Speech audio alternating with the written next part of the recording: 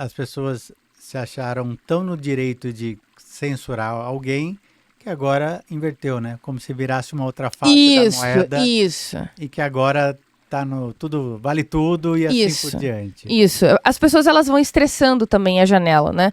Então, muitas vezes tu fala uma coisa extremamente absurda em que a maioria das pessoas vai ficar chocada. Depois que elas já estão muito chocadas com aquela situação, aquilo que ainda é errado ou controverso já não é mais tão chocante porque você já estressou as pessoas com aquele absurdo anterior, certo? Então eu acredito que a gente está nesse período em que nós já estressamos ou estamos estressando ainda o nível para que outras ideias já não tão aceitas no passado comecem a ser mais bem aceitas atualmente. O nosso nível civilizatório, infelizmente, vem caindo. Eu acredito que sim. E, assim, ó, eu não posso dizer exatamente que as redes sociais, elas são um espelho, né, da opinião da maioria das pessoas, porque é muito enviesado. Tem muita distorção em cima disso. Porém, a gente sempre tem que fazer essas comparações, né? Esses critérios em relação ao passado, em relação ao presente, né?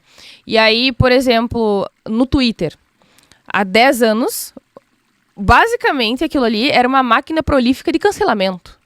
Certo? Atualmente, como eu tenho consumido bastante, existem discussões em que homens estão questionando o trauma da mulher que foi estuprada, o voto feminino, se negros realmente devem ter os mesmos direitos que os brancos ou que outras raças, etc. Então, veja que a gente realmente está em outro período. Entende? Não estou dizendo que toda a sociedade pensa daquela forma ou pensou daquela outra. Mas há um ponto de ruptura, em que antes era uma máquina prolífica de cancelamentos.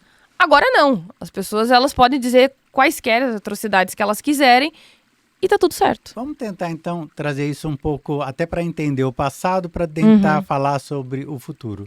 Hoje você tem a rede social que, de alguma maneira, pulveriza ideias e dissemina tudo isso de uma maneira boa ou ruim, mas está aqui aberta. No passado, nós tínhamos a verdade do governo, ou do clero, né, ou de um determinado rei, e a sociedade era mais ou menos civilizada, ou ao contrário, era mais cega. Se a gente fosse, chegamos até aqui, até onde eu quero chegar? É maldade humana ou é ignorância?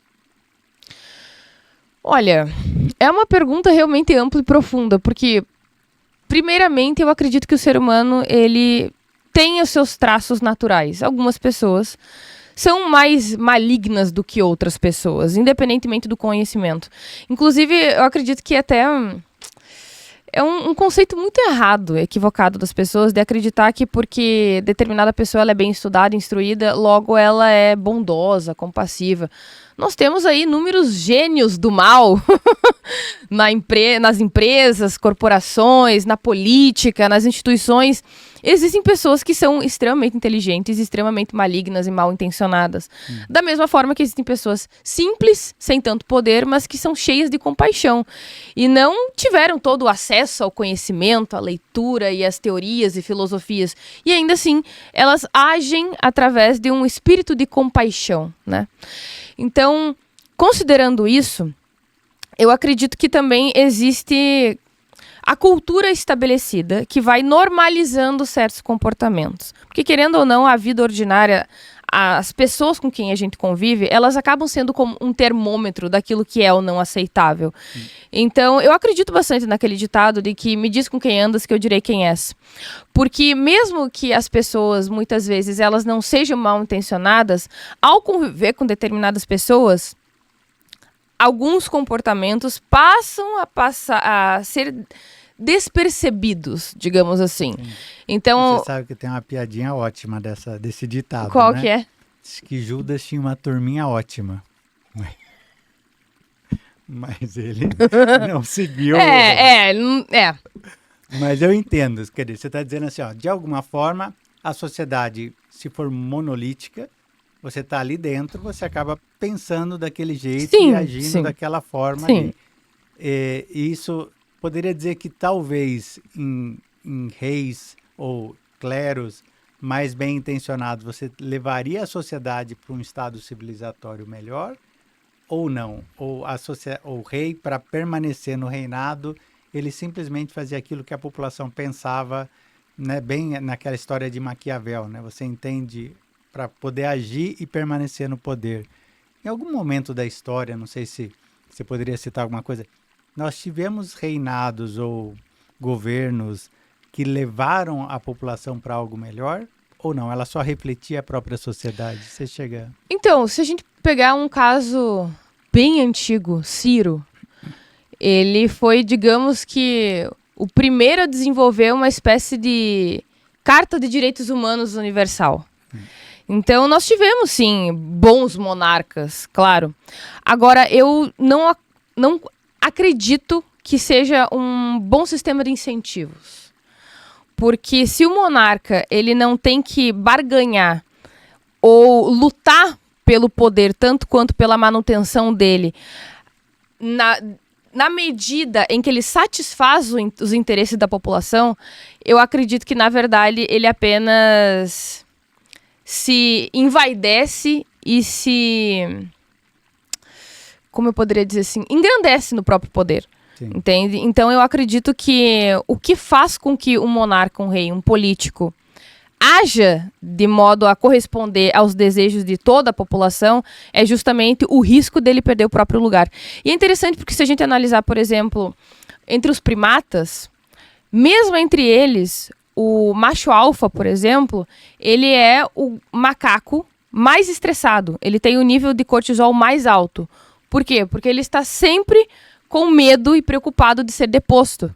Então ele tem que ser o mais protetor, o que é o melhor em adquirir recursos, tanto quanto distribuí-los, e exercer o seu poder sem ser demasiadamente violento.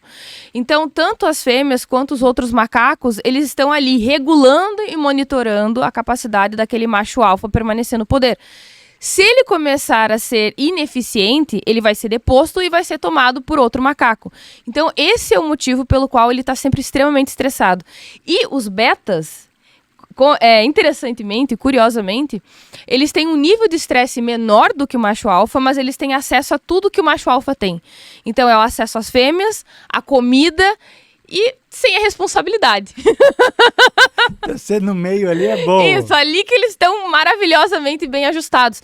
E aí a gente pode fazer essa extensão para a corte, por exemplo. Então essas pessoas elas têm muito menos responsabilidade, mas ao mesmo tempo elas têm acesso à riqueza, ao poder, ao prestígio e à liberdade de fazer o que muitas vezes os súditos não têm. Então, na verdade, quem está ali na corte hoje, a gente podia colocar ali os políticos. É melhor ser um político medíocre e estar ali sempre no meio, do que ser alguém que se destaca de alguma forma. De quem se arrisca. Que vai apanhar muito mais. Sim, com certeza. Aquele político mais discreto é o que está de boa na lagoa. Então vamos ter centrão pro resto da vida? Olha, é uma questão realmente bem complicada, definitivamente. Eu acredito que a gente teria que mudar completamente os sistemas de incentivo no Brasil, assim, para que isso deixe de ser lucrativo, digamos assim, né?